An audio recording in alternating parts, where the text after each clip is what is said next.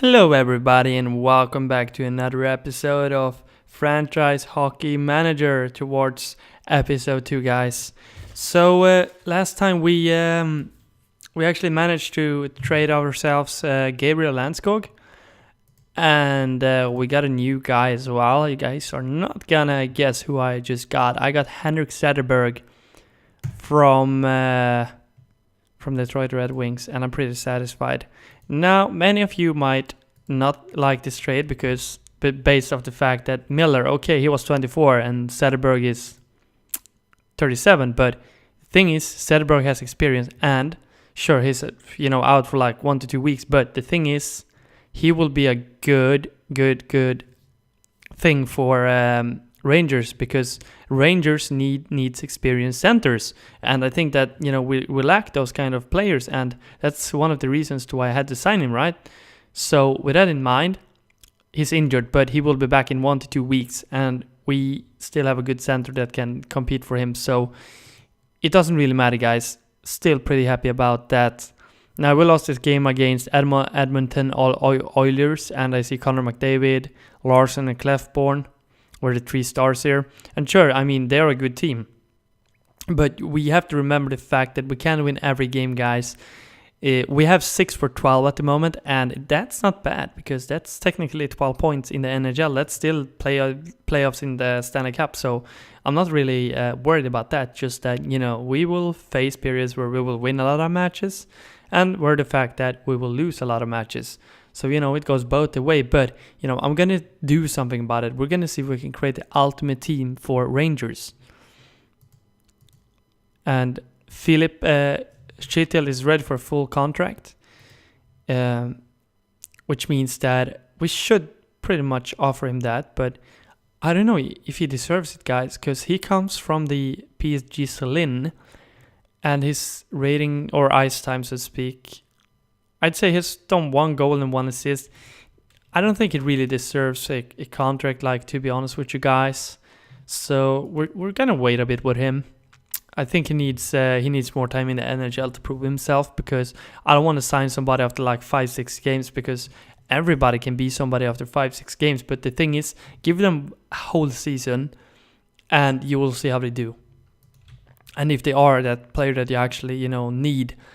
So eventually when Zetterberg retires, we have another guy, Elias Anderson from Frölunda Hockey Club, which we have the rights to sign, which for your information is a good thing because his potential is really big. Plus the fact that we had a first round draft pick in 2018. So I'd say we have a pretty good start, guys. Let's just see if we can get him back off the injured list. Now we should get him back soon, and same with Zetterberg. So that's good. And Fast as well is out for 1 to 2 months, which is kind of sad, but that's the fact. So we're missing some of our top players here, but I'm not worried about that. We won that game over Chicago Blackhawks with 3-1. Nice. So 3 stars, Gabriel Landskog, Ryan Hartman, and Rick Nash. So game-winning goal was Rick Nash for their team. They scored... I don't know who scored for their team, but anyways, guys, we did a pretty good game here. So 7 for 12. Really happy about that, of course. Gabriel Landskog scored a power play goal, which is pretty nice because that's technically his first goal in New York Rangers. And you guys see here 2017-18 New York Rangers. 4 games played, 2 goals, 1 assist. So I'm happy about that.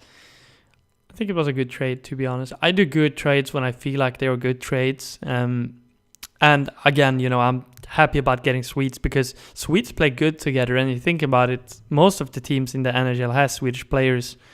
So that's good. We will definitely need it back up there. Let's see, he's really close to being full recovered, so that's good. We will get him back on the team as well. I don't know in which lineup he will be in, but that remains to be seen. At the moment, we're doing pretty good, and I feel like Henrik Lundqvist has started to get in his form in the regular season. He's back as well, so let's just dress him back up here. Let's see if to active roster. Yes, please. Too many players on the active roster. Okay, so we have too many players. Okay, so sorry for that, but you're gonna have to go down 2.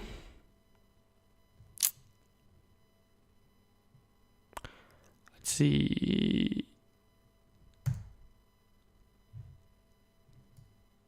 No. I don't want to move him down. I just want to move him to the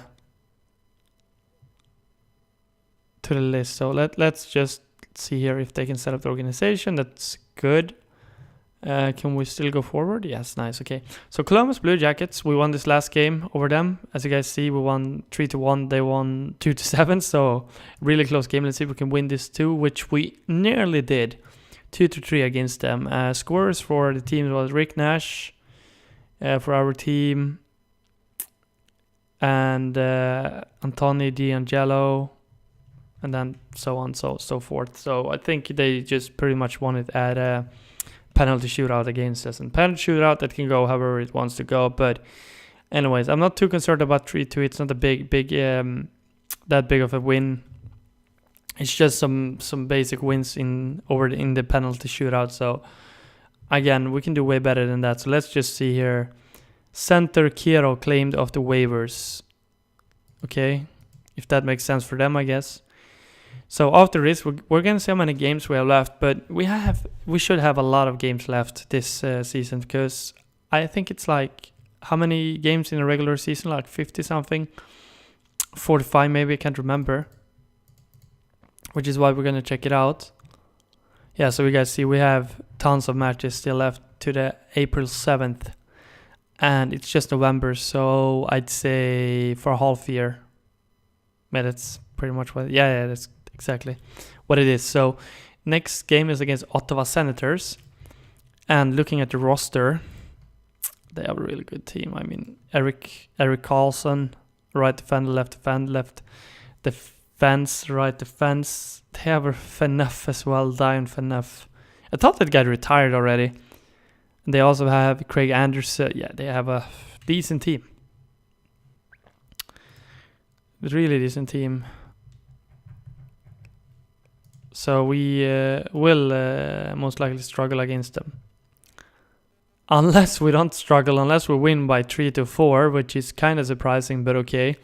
Paul Busnevich scored a winning goal for New York Rangers. So Jimmy Vesey scored his second goal. Then he scored his hat-trick goal, and then Pavel Busnevich. So he scored 3 goals. Actually, I'm not gonna lie, he's good, guys. He's not bad.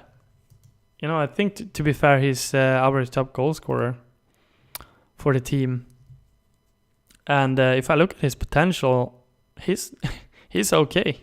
He's not bad. And if I look at last season, he got, I'd say, 27 points is okay, I guess. I've seen better, but nevertheless, it's good for him to score goals. I like for my regulars to come back from their injuries, because that's going to be perfect when we get back Zetterberg, we get back Joel Fast, we get back a lot of people pretty much that we need. So let's see, Zetterberg is out day to day, Fast is out for 1 to 2 months, which is kind of a shame. And I feel like we have sufficient backup for that, so not too worried about that, guys. Not too worried about that. Oh, and by the way, guys, I'm having a blast with this save, with the Rangers save, and I hope you guys are liking my my Let's Play series with Rangers as well, guys. If you have any suggestions on whoever I should trade to the team, just comment down below in the section. And guys, also like the video. And make sure that you subscribe to my channel, guys, if you like my series. I really do appreciate it. Just also want to say that we reached 100 subscribers today. And I'm really happy, guys. So thank you so much for supporting my channel. I've already made a subscriber thank you video, but I'm saying this again. I'm so happy, guys. Thank you so much. 5-0. What a great present, especially over Carolina Hurricanes. Perfect. So, guys, with that in mind, let's look at the scorers. So Mats Zuccarello, Kevin Hayes, Paul Busnevich with 2 goals, Hayes with 1, so that's 4. Who scored the 5th? Brady Shea. So that's really nice. I'd say we're starting to get in our flow here. After this simulation, I'm gonna look at the standings, and we're going to see how we do in terms of standings in the Metropolitan Division. But we should be pretty good, guys. I'm not gonna lie. We have somehow kind of find our flow. That's what I'm talking about. Is that sometimes you can have good games, sometimes you can have bad games in the start of the season, and it all really depends on how you played out. But for some reason, after we traded Gabriel Landskog, we have been doing so good. Let's take a look at the standings. Like I said, we are in the 6th place. And first is Washington Capitals, but they have Ovechkin and they have a really beastly. Take a look at that team. Niklas Bäckström, Ovechkin, Kuznetsov, Oshie. Yeah, they have a really good team, Washington Capitals, not gonna lie. Impressive team indeed. So let's go ahead and simulate this game against Detroit Red Wings, which we, yes, won again. Perfect, and Henrik Lundqvist is on a heat roll. So let's see who scored. So Gabriel Landskog got a penalty, that's not score. They actually scored 2 goals, and we somehow came back, which is pretty interesting. So Michael Grabner, Landeskog, and Mats no. And then we won on penalties. So good. How many goals has Landeskog scored now? I need to check this out, guys. Hold on. Maybe we can look here. Maybe you can't. Never mind. Anyways, let's take a look here. Landeskog, he has scored 3 goals on 8 games, 3 assists. So Jimmy Vesey still has scored more goals, but you know, he's getting there. And Söderberg should almost be back to full health as well, I think, which is good because he's going to be a good addition to the New York Rangers. So we will have 3 Swedes. We will have Landskog, we will have Lundqvist, and we will have Söderberg. So let's take him off the list. Let's obviously to the active roster. Yes, please. Let the AI set up the organization. Strategy, let's see. Söderberg is like he is. It's perfect.